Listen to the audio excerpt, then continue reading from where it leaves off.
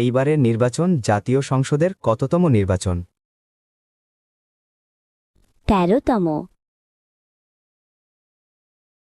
গণভোট নেওয়া হয় কিসের ভিত্তিতে?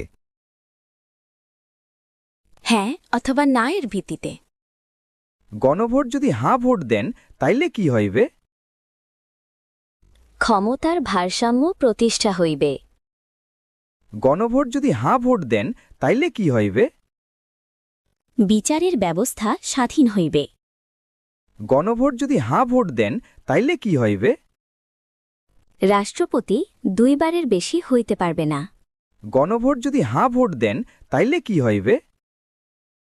এমপি 4 বারের বেশি আর হইতে পারবে না। গণভোট যদি হাঁ ভোট দেন তাইলে কি হইবে? কেউ ইচ্ছা করলেই ইন্টারনেট বন্ধ কইরে দিতে পারবে না।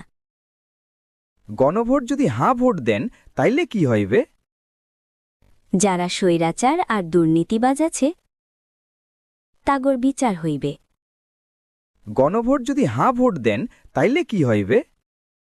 ইচ্ছা হলেই সংবিধান পাল্টানো যাইবে না। গণভোট যদি হাঁ ভোট দেন তাইলে কি হইবে?